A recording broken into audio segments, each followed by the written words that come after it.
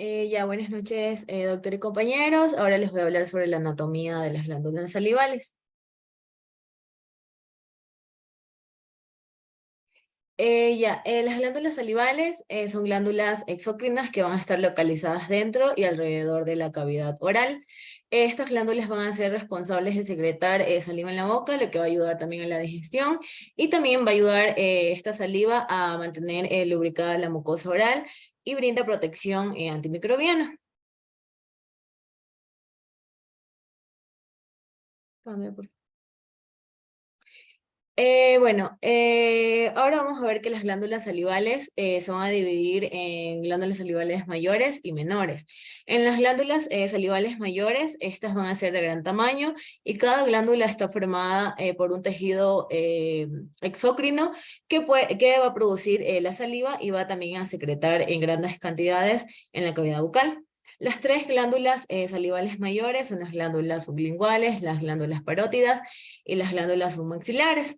Las glándulas, también van a estar las glándulas salivales menores, que estas van a ser también denominadas secundarias o accesorias. Estas son más pequeñas que las mayores y se van a encontrar en la mucosa y submucosa de la boca. Y su función principal va a ser lubricar las paredes tanto de la cavidad oral y se van a clasificar en las glándulas linguales, las bucales, las molares, las palatinas, como podemos ver aquí en la imagen, y las linguales. Cambio, por favor. Ahora vamos a comenzar por la glándula parótida. En su localización, pues aquí esta va a estar localizada en la fosa retromandibular. Va a envolver a tanto la rama mandibular, también va a cubrir la porción posterior del músculo macetero y se va a sentar por debajo del arco del cigomático. Aquí también en su estructura, bueno, esta tiene dos lóbulos, uno superficial ancho, como se puede ver en la imagen, que es superficial ancho y también un lóbulo profundo, que este va a ser más pequeño. Aquí el lóbulo superficial va a ser lateral al nervio facial y el lóbulo profundo va a ser medial al nervio facial. El conducto de esta glándula se va a llamar el conducto esteno, que se va a encontrar enfrente al segundo molar maxilar y va a desembocar en la cavidad oral. Y va a consistir esta glándula principalmente de acinos serosos. Cambia, por favor. Con respecto a sus relaciones anatómicas posteriores, esta glándula se va a encontrar posterior al músculo esternocleidomastoideo, también al proceso mastoideo, y anteriores se va a encontrar al ángulo de la mandíbula, también al macetero y a la placa pterigoidea medial. Superiores se va a encontrar aquí con el arco cigomático, y dentro de la glándula vamos a encontrar que va a pasar el nervio facial, también la vena retromandibular, la arteria carótida externa, también parte de la arteria temporal superficial y fibras del nervio auriculotemporal. Cambia, por favor. Ya, aquí en su irrigación e inervación, pues aquí esta glándula va a estar irrigada por la arteria carótida externa y sus ramas terminales, y en su retorno venoso va a estar por la vena retromandibular. En el paquete vascular de las arterias y venas, pues se va a encontrar medial al nervio facial. Y aquí en la inervación, pues aquí va a tener una inervación parasimpática, que esta va a estar dada a través del nervio petroso menor, y que va a ser, bueno, un componente del nervio eglosofaringeo, que va a ser del nervio craneal 9. Y también aquí va a estar inervada por los cuerpos celulares parasimpáticos, que esto se va a encontrar en el ganglio óptico con fibras postganglionares que se van a unir al nervio auriculotemporal. Cambia, por favor. Ya, ahora vamos a hablar de la glándula submandibular, perdón.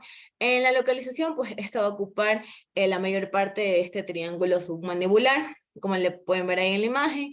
Los límites del triángulo van a ser en el borde superior, vamos a tener el borde inferior de la mandíbula, lateralmente va a venir el vientre posterior del músculo digástrico, medial vamos a tener el vientre anterior del músculo digástrico, en el suelo vamos a tener el miloideo y el hiogloso, y en el techo este va a estar conformado tanto por la piel, por la fascia y también por la platisma.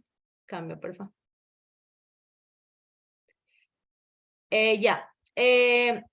En su estructura, pues, esta va a estar dividida en lóbulos superficiales y profundos, que van a estar preparados por el músculo emiloide, y estas van a ser una forma de una J, como aquí se puede ver en la imagen, con una parte de la glándula más grande y la otra va a estar más pequeña.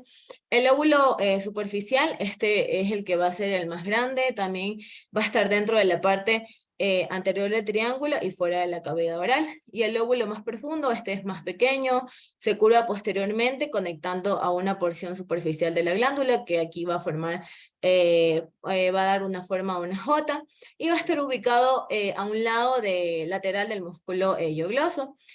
El conducto submandibular se va a denominar, también se va a llamar de Wharton, que se vacía a ambos lados del frenillo de la carúncula sublingual, como podemos ver aquí en la imagen. Y antes de llegar a la abertura, aquí el conducto se va a cruzar con el nervio lingual. El nervio aquí 12, que va a ser el nervio hipogloso, corre aquí este paralelo e inferior al conducto de Wharton. Cambia, por favor. En su irrigación e inervación, pues aquí la irrigación va a estar dada por las arterias sublinguales y submentonianas. Y en retorno venoso va a estar por la vena facial común y también dada por la vena sublingual. Y el drenaje linfático va a estar dado por los ganglios submandibulares, que van a estar también los ganglios cervicales superiores profundos. La inervación esta va a ser parasimpática en la parte secretomotora, que aquí va a estar dada por la cuerda tanto del tímpano, una rama del nervio facial, también los cuerpos de las células parasimpáticas en el ganglio submandibular.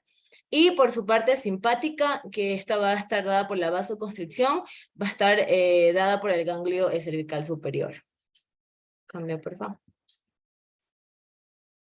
Ya, ahora con la glándula sublingual, pues esta glándula va a estar localizada inferior a la lengua, lateral también al músculo geniogloso y superior a las glándulas submandibulares.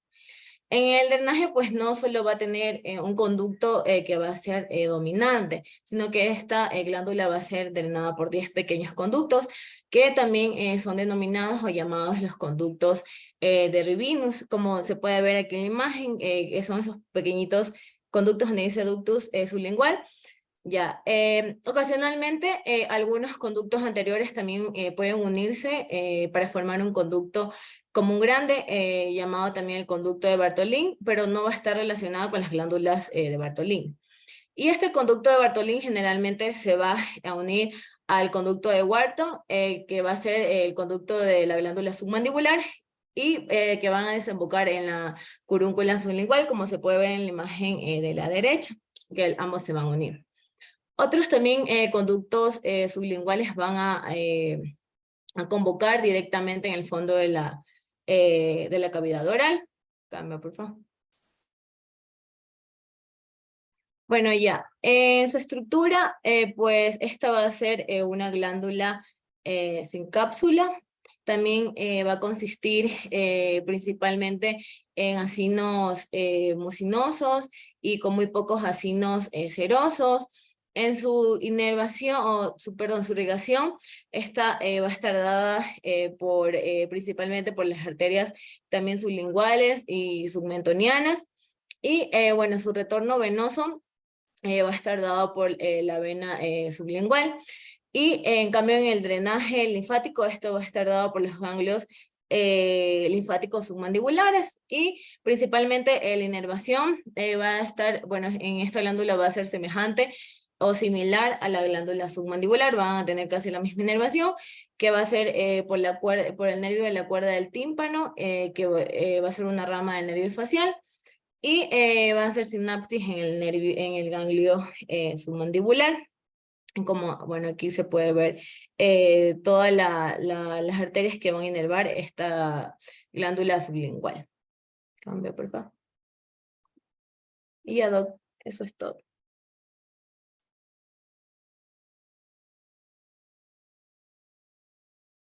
Chévere, chicos, muy bien. Vamos al siguiente tema, porfa. Ya le comparto un momentito. Chévere.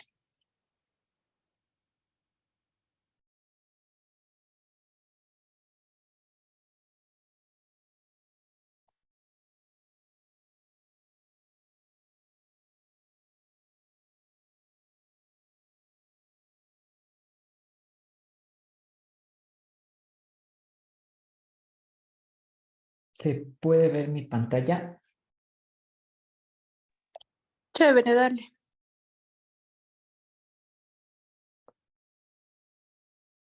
Ya.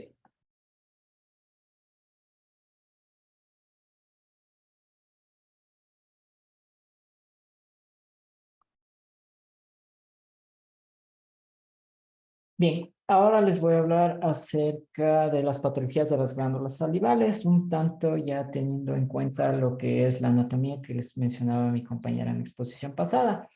Entonces vamos a hablar específicamente de tres patologías que son las que se va a presentar más comúnmente, que son la parotiditis, adenoma pneumorfo y la ránula. Primero iniciamos con la parotiditis. Y la parotiditis se trata de una infección de ya sea una o ambas glándulas parótidas causada por una variedad, ya sea de virus o de bacterias. Esta va a ser una enfermedad en algunos casos autolimitada y que fue habitual en su momento. ¿Por qué se dice que fue habitual en su momento? Porque tras la introducción de las vacunas contra esta patología, en sistemas de salud se ha visto que hubo una reducción abrupta y una reducción significativa de las afecciones. Porque, por ejemplo, la literatura decía que por los años 80, por los años 70, los años 80, donde no existía aún la vacunación contra esta enfermedad, se producía casi todos los niños. La literatura decía que todos los niños se iba a presentar desde los 2 a los 8 años parotiditis. Entonces hay que entender dos cosas. La primera es que se debe diferenciar entre lo que dice paperas y una parotiditis. La literatura hace referencia a paperas cuando se trata de una infección, es decir, una parotiditis por virus, y a la infección bacteriana le conoce como una parotiditis supurativa. Ya vamos a ver las diferencias, pero vamos a ir hablando paralelamente las dos enfermedades. Entonces, las paperas va a ser producida por el virus perteneciente a la familia de Paramoxiferidae y del género Rubilavirus. Este se va a contagiar de persona a persona mediante gotitas respiratorias y el virus aparece en la saliva desde los 7 días antes hasta los 7 días después, desde que aparece esa tumefacción de la parótida. El periodo infeccioso va a ser de 1 a 2 días antes hasta los 5 días después de nosotros observar la tumefacción. Y el periodo de incubación va a ser de 12 a 25 días. Esto con respecto a las paperas. En cambio, con la parotiditis supurativa va a ser más polimicrobiana y se va a deber al Staphylococcus aureus en más frecuencia. Entonces, aquí hacía una aclaración que las paperas se va a producir con mayor frecuencia en niños por este componente vírico y en cambio la parotiditis supurativa se va a producir más en adultos, en mayores o en pacientes después de una hospitalización, ya que al existir una deshidratación progresiva en estos pacientes después de una operación, iba a ser más frecuente que se dé la colonización de estas bacterias. Y también se da que la Haemophilus influenzae se presenta mayormente en las infecciones adquiridas en la comunidad y está asociada a las neumonías también. Entonces, como les decía, se da por el éstasis salival en pacientes que se encuentran deshidratados. Al haber esta éstasis y el espesor de la saliva, va a hacer que se tapen los conductos, especialmente el conducto de Steney, y ahí se da la siembra retrógrada de la flora bacterial que se encuentra en la boca. Entonces, dentro de las manifestaciones clínicas vamos a tener ciertas diferencias. Primero, que las paperas van a presentar un prodromo y este prodromo va a iniciar con fiebre 1 o 2 días antes de nosotros observar la tumefacción. También el paciente puede presentar cefalea, vómitos y cierto dolor, aunque el dolor no es tan característico. Y en cambio en la bacteriana esta va a ser repentina, es decir, no se presenta directamente la tumefacción es progresiva, pero lo que tiene que ver con la fiebre, el dolor, va a ser repentino de un día para el otro. La parotiditis en lo que son las paperas, es decir, por la infección vírica, va a ser generalmente bilateral. Pero en un inicio puede ser unilateral y luego va a progresar a bilateral. puede presentarse dolor, otalgia, y esta va a ser homolateral en el mismo lado donde se encuentra la tumefacción. En cambio, en la bacteriana, esta generalmente es unilateral, va a ser supurativa y va a ser muy dolorosa. El paciente va a decir que siente mucho dolor ahí y se va a nosotros a observar directamente la cavidad bucal, se va a ver la tumefacción y se va a ver la parte supurativa. Al momento que nosotros vemos la progresión, puede ser que el ángulo mandibular se encuentre borrado, como vemos en el niño, al presentar una tumefacción significativa. Y esta tumefacción va a durar máximo 3 días y se va a reducir a partir de, el máximo donde se encuentra más grande va a ser al tercer día que aparece y se va a reducir a partir del 7º día. Y la fiebre generalmente en los pacientes con paperas va a desaparecer en los 3 a 5 días. Sin embargo, en la supurativa, por mantenerse las bacterias ahí, va a ser por más tiempo. En la historia clínica, nosotros vamos a ver la presentación típica que les decía que debemos diferenciar, la presentación viral con los prodromos y la tumefacción, la bacteriana con la presentación repentina. También los antecedentes, por ejemplo, pacientes que han viajado a ciertas zonas donde no es común la vacunación o en ciertas comunidades donde no están aceptada la vacunación, también puede presentarse o darse este brote de paperas.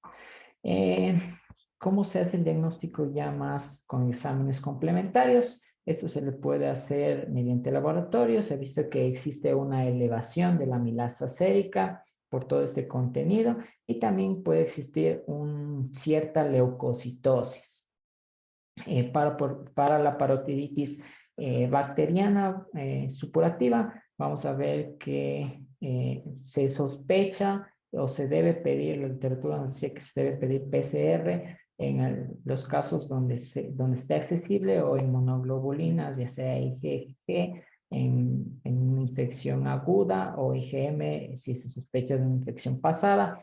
Cuando tenemos una tumefacción de 2 días de evolución sin una causa conocida, sin nosotros poder determinar que se trate de una vírica o que se trate de algún tipo de tumor benigno.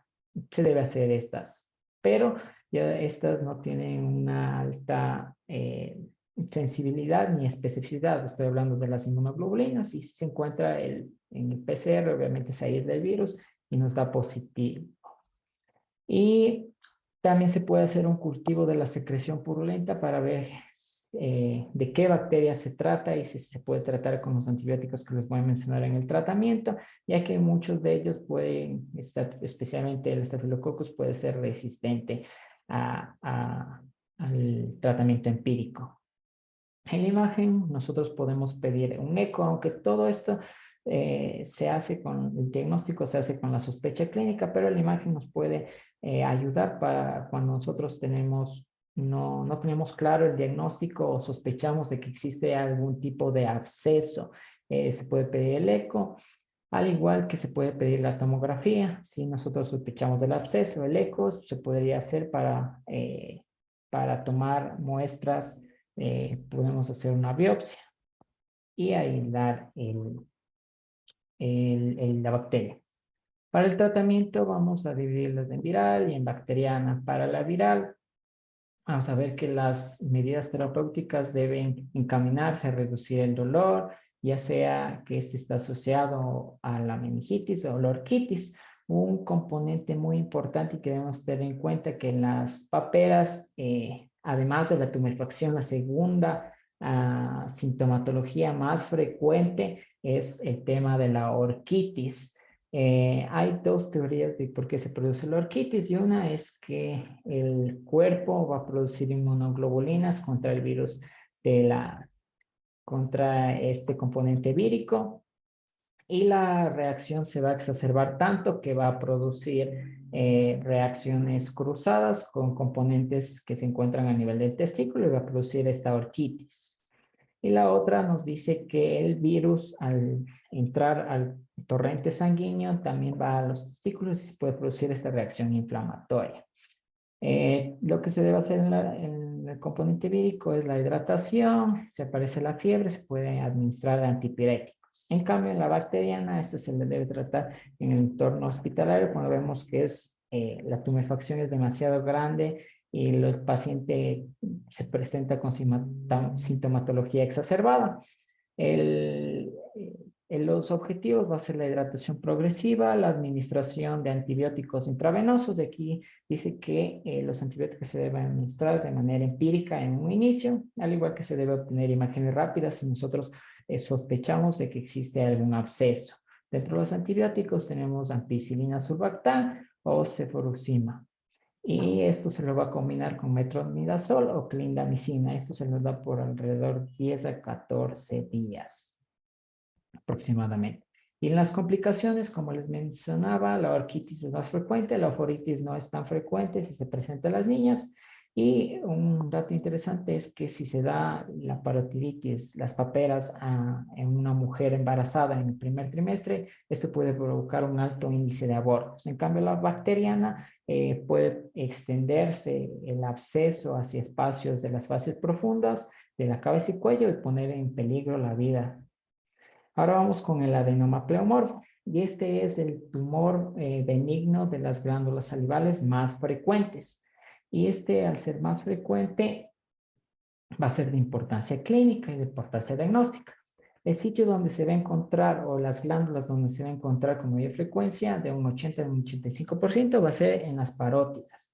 Y va a poseer una diversidad morfológica. Nos decía que puede ser de componente epitelial o de componente mucinoso.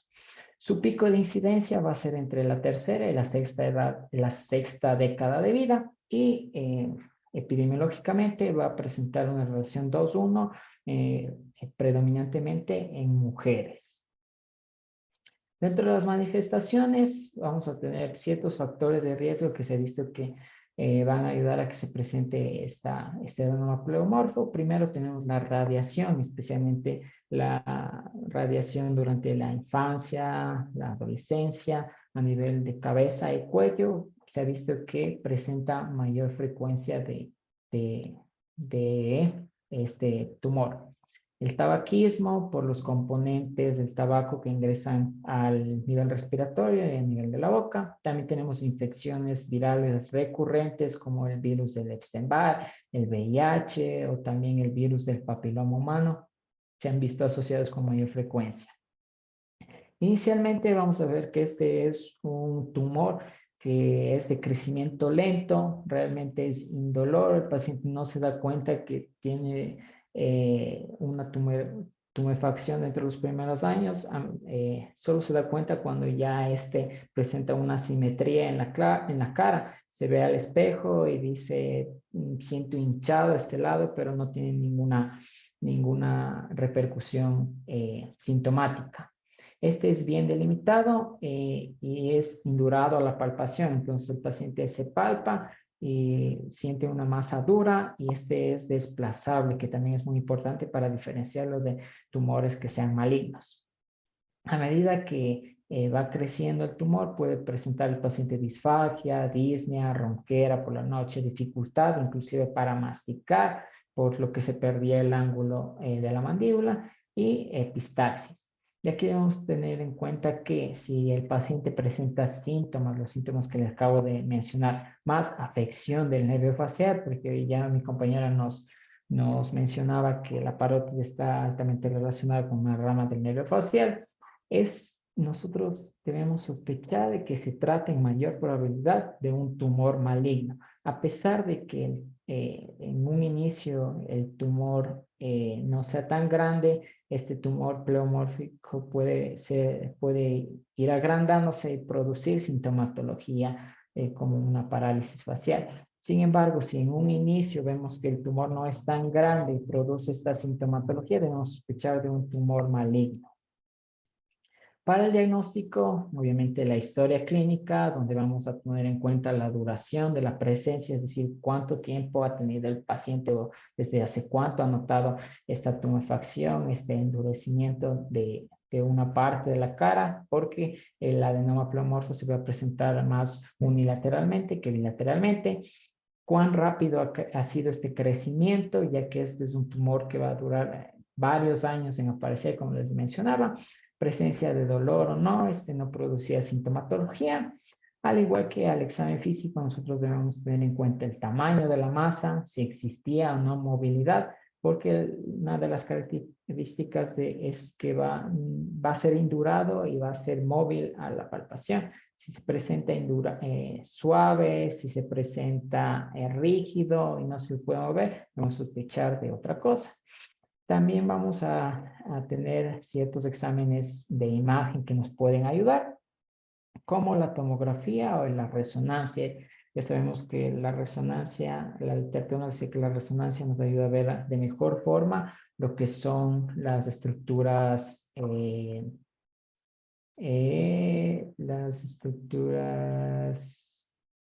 como las masas, y la tomografía más la parte ósea. Entonces, si nosotros sospechamos de que existe alguna extensión o alguna invasión, podemos pedir cualquiera de estos dos exámenes.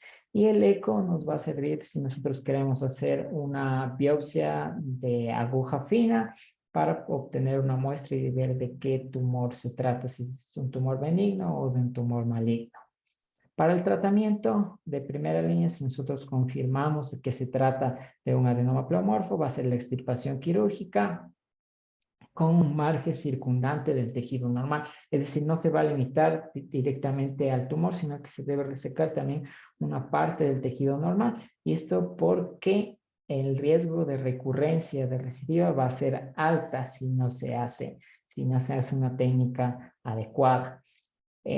Si el tumor pleomorfo se presenta en la glándula submandibular, debemos tener en cuenta, el cirujano debe tener en cuenta el nervio mandibular.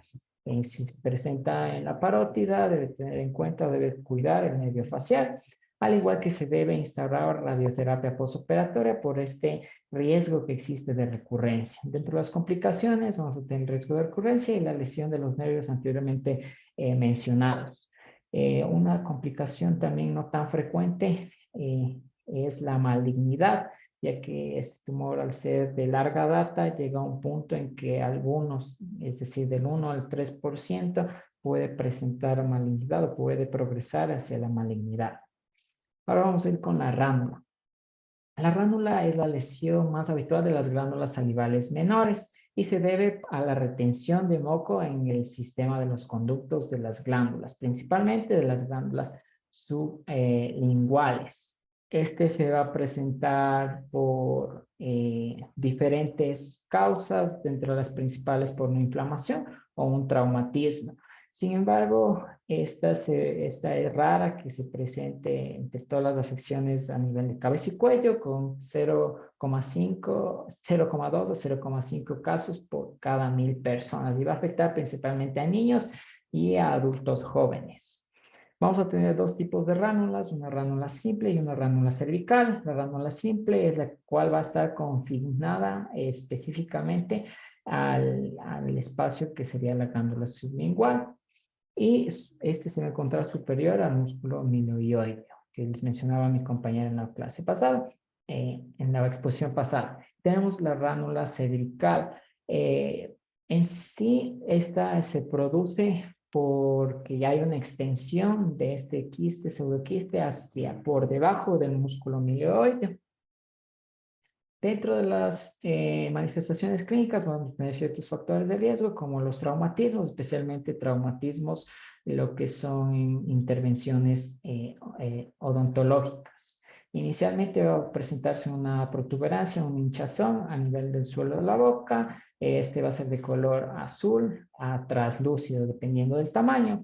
Sintomatológicamente, el paciente no va a presentar dolor. Lo único que puede presentar es ese efecto de masa, como si algo estuviese debajo de la lengua, al igual que dificultad para hablar, y cianorrea, se ha asociado bastante a la cianorrea, y la progresión puede llegar a un punto en el que esta ránula se rompa por efecto mecánico, por ejemplo, al introducir un tenedor o una cuchara, y también puede producir dolor cuando este se ha sobreinfectado, porque este se rompió, sus paredes se rompieron, entonces las bacterias van a proliferar.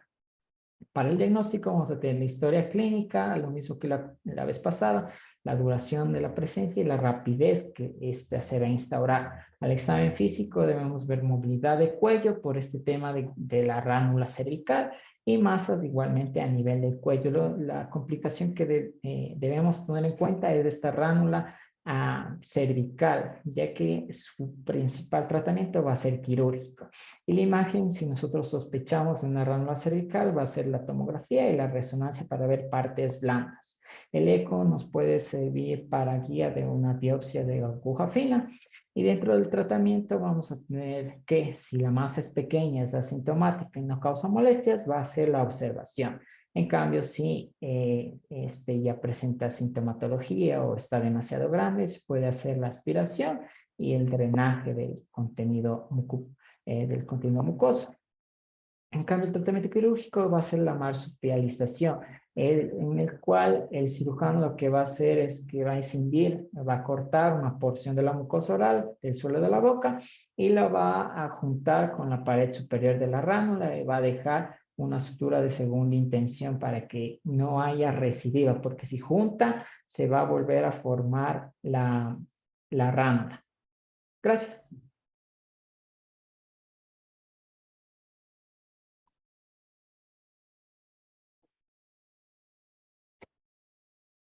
Doc, ya le,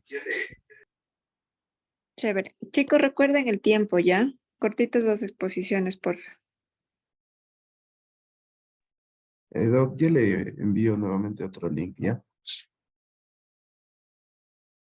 Ya. Ya, Doc.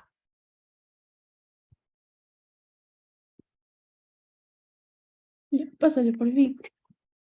Bueno, entonces ya hablando de la cavidad oral, es importante que esta cavidad oral o boca va a constituir el inicio del tubo digestivo y va a estar delimitada por delante, va a estar delimitada por los labios, por detrás va a estar delimitada por las papilas circunvaladas de la uve lingual.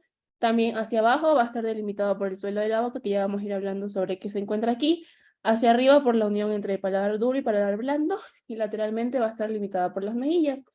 Aquí también es importante mencionar que lo que se conoce como el istmo de las fauces va a estar formado por los pilares del velo, y esto también va a ir en conjunto con la base de la lengua. Pero ya vamos viendo que la base de la lengua, más que ser parte de la cavidad oral, va a ser parte de la orofaringe. Pásale. Pásale, por fin.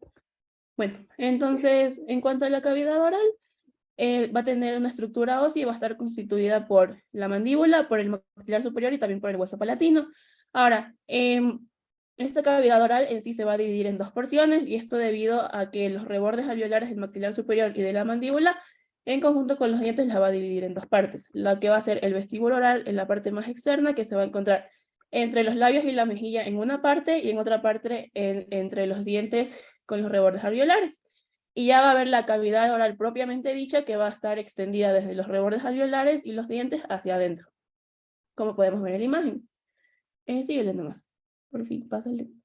Entonces, la boca se va a dividir en 7 partes, y vamos a tener primero a lo que es los labios con su mucosa externa, luego vamos a tener la mucosa bucal, que va a incluir la mucosa interna de los labios, también la mucosa interna de las mejillas, de las áreas retromolares y también de los surcos bucoalveolares, tanto el superior como el inferior, que es lo que forma el vestíbulo bucal.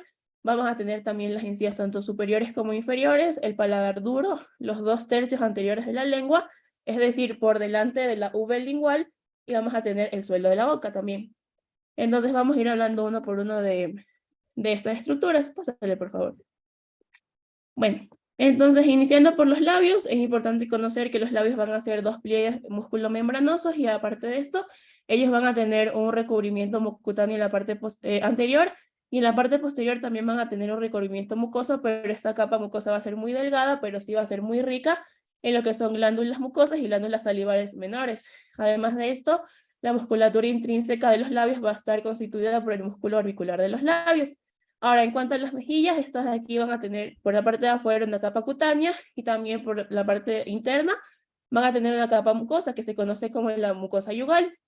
Y como ya nos fue mencionando Paulette, aquí va a desembocar el conducto de Sternum, que era el conducto de la glándula parótida. Aquí igual es importante mencionar que el espesor de estas mejillas va a ramas de la arteria facial, y también van a haber varias terminaciones, o sea, varias ramas terminales del nervio facial, y también va a haber el panículo adiposo, lo que se conoce más bien como la bola de Bichat. También aquí va a haber muchos músculos, pero uno de los músculos que es más importante, o el músculo principal a nivel de las mejillas, va a ser el músculo buccinador, como podemos ver en la imagen que está en la parte de abajito. Entonces, pásale, por favor.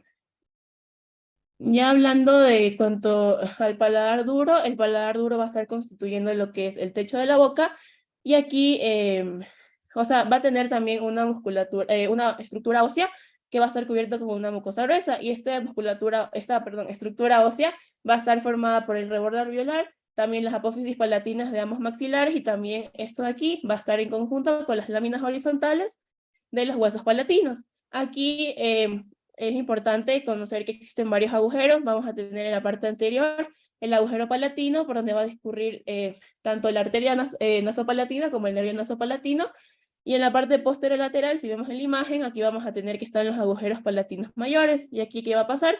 Aquí va a discurrir la arteria palatina mayor o superior, que es una rama de la arteria maxilar interna, y en cambio, tomar en cuenta que si bien esto es el paladar duro, el paladar blando más bien va a estar formando parte de la orofaringe.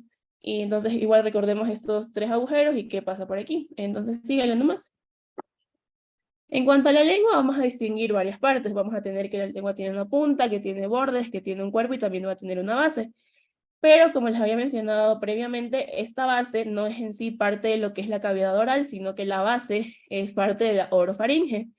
Además de eso, va a tener un dorso o cara superior y también una cara ventral o una cara inferior. En cuanto al dorso, este va a tener un epitelio que va a estar modificado y va a tener diferentes tipos de papilas que van a tener cierto nombre diferente y también van a tener ciertas localizaciones diferentes. Entonces nos vamos guiando en la imagen y vemos que hacia la punta vamos a tener a las papilas filiformes, hacia la punta, pero también hacia los bordes, vamos a tener las papilas fungiformes. Hacia la porción posterior y lateral de la lengua van a estar las papilas foliáceas, y las papilas caliciformes van a estar en el dorso de la lengua. Si vemos en la imagen justo donde está el lobe lingual, aquí se encuentran las papilas caliciformes. Además de esto, esta V lingual es importante. ¿Por qué? Porque va a ser el límite entre el cuerpo de la lengua y también la base de esta, que como les mencionaba, estos dos tercios anteriores son parte de la cavidad oral, y ya más bien la base es parte de la orofaringe. Síguele, por favor. Entonces, continuando hablando de la lengua, aquí hay dos láminas fibrosas que van a estructurar la lengua, que son la membrana hioglósea y el septum lingual. Hablando de esta membrana hioglosa, se va a insertar ¿dónde? En el borde superior del cuerpo del hueso hioides, y se va a extender transversalmente hacia la mucosa del dorso lingual, cerca de esta V lingual que les estuve mencionando. Y en cuanto al septum lingual, este de aquí, si vemos justo en la imagen, tiene una forma de hoz orientada sagitalmente y va a dividir todo lo que es la musculatura lingual en dos mitades. Entonces, justo también es importante mencionar que por delante de la parte más anterior del septum lingual va a encontrarse un pequeño repliegue mucoso que va a dar lugar a lo que se conoce como el frenillo lingual.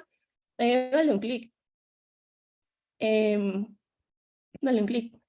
Ya, entonces, en sí, como sabemos, la lengua es muy móvil, y esto debido a que la disposición de su musculatura permite esta extrema movilidad. Y en cuanto a la lengua, van a haber músculos que van a discurrir libremente, y es decir, que se encuentran en el cuerpo de la lengua y no van a estar con ningún tipo de inserción ósea, y también van a haber músculos que van a tener ya más bien inserciones óseas que se originan en un punto óseo firme. Entonces, dentro de estos músculos que no tienen ninguna inserción ósea, vamos a encontrar al músculo transverso, al músculo longitudinal superior y también al músculo longitudinal inferior, y también vamos a encontrar al músculo cervical.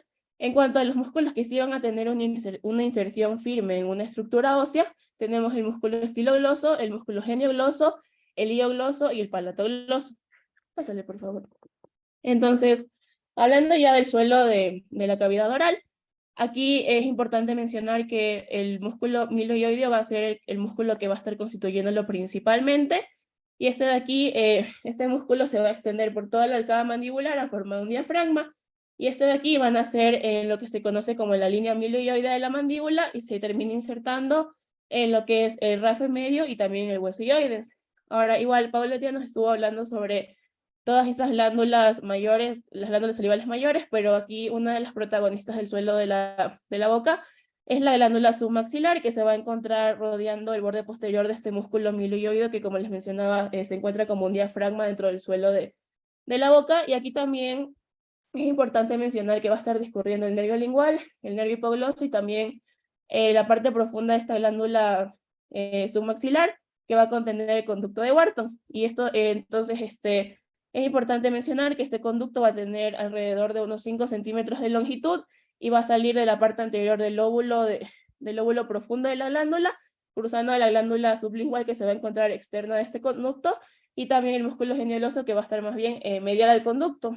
Entonces, al final, este conducto de Wharton, donde va a terminar desembocando, como igual ya vimos, en la parte anterior del suelo de la boca, justo al lado del frenillo lingual.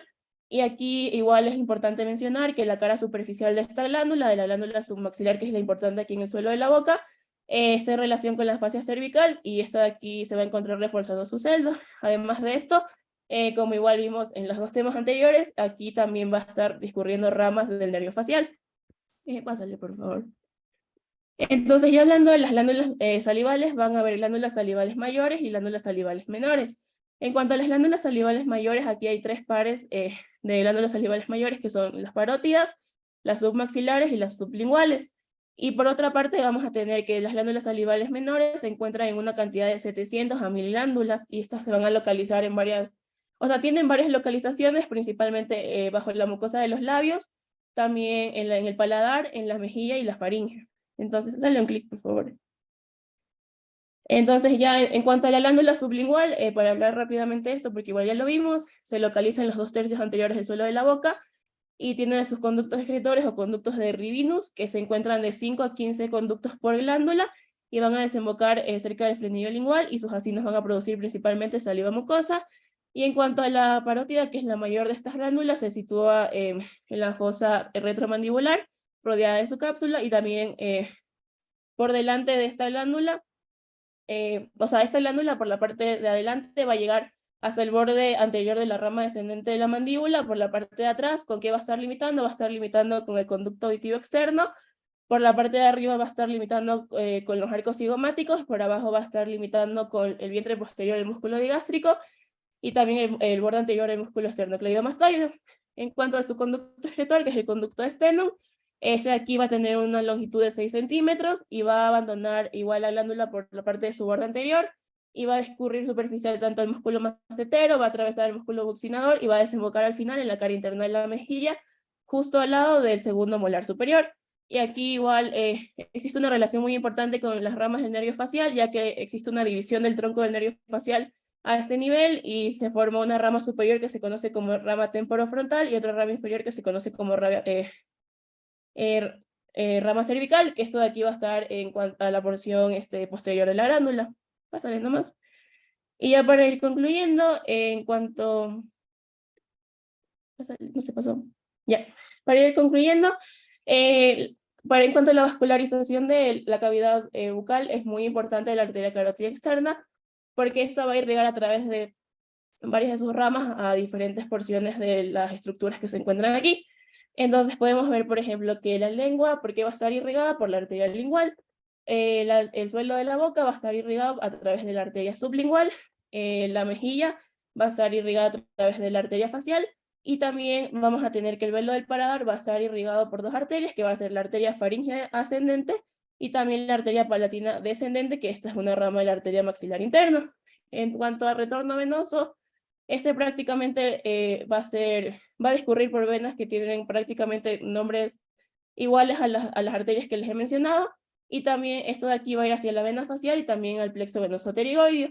Algo que también es importante en cuanto a la vascularización de la cavidad bucal es su vascularización linfática, y esto de aquí se da a través de ganglios regionales submentonianos y submandibulares, y también a través de ganglios parotidios. Y en sí, todos estos ganglios linfáticos van a confluir en la cadena yugular interna. Y algo que también es muy importante mencionar en cuanto a la vascularización linfática de la cavidad bucal, especialmente los vasos linfáticos de la lengua y del suelo de la boca, es que estos son tanto homolaterales como también van a haber vasos linfáticos cruzados. Pásale a la siguiente. Y en cuanto a la inervación, bueno, aquí vamos a ver que van a existir diferentes, o sea, va a haber diferentes nervios que van a realizar la inervación motora, la inervación sensitiva y la inervación sensorial. Entonces, en cuanto a la lengua va a tener su inervación motora por el nervio hipogloso, la sensitiva va a estar dada por el nervio lingual, que como conocemos es una rama del quinto par, en los 2/3, y esto va a estar dado en los 2/3 anteriores de la lengua. También va a estar dada por el nervio vago, pero esto va a ser la parte posterior, en la base lingual, que como recordábamos, todas estas porciones que les estoy mencionando, que son diferentes, se encontraban separadas por la V lingual. En cuanto a la sensorial, es decir, a la parte gustativa, esta de aquí va a estar dada por el nervio glosofaringeo para la base lingual, y a través del nervio lingual van a salir las fibras que más bien van a ir hacia la parte de los bordes y la punta de la lengua. Ahora, hablando del suelo de la boca, aquí va a tener una inervación motora. ¿Por qué músculo? ¿Por qué nervio? Por el nervio miloioideo, y que esto de aquí es una rama del nervio mandibular, es decir, la tercera rama del trigémino. Va a tener una inervación sensitiva por parte del nervio trigémino, una parte secretora, es decir, hacia las glándulas salivales, una parasimpática que llega a través de la cuerda del tímpano y también ramas del ganglio submandibular, y una simpática que más bien va a ir hacia los vasos de la glándula, que está dado por el plexo carotídeo. Y en cuanto a la musculatura masticadora, aquí va a estar dada la parte motora por el nervio mandibular trigémino, y la musculatura de la mejilla, como ya vimos, va a estar principalmente dada por el músculo buccinador, y esto de aquí va a estar inervado por el nervio facial. Y en cuanto a los dientes, a la parte del maxilar superior, la parte sensitiva, tenemos el nervio maxilar, que como sabemos es la segunda rama del trigémino, y la tercera rama del trigémino va a estar dando la inervación a la mandíbula, que es el nervio mandibular. Y ya últimamente tenemos la articulación de la mandíbula, que va a estar dada la inervación por una rama del nervio mandibular, que es el nervio auriculotemporal. Y eso es todo, gracias. Chévere, muy bien. ¿Tienen alguna duda, alguna pregunta, chicos?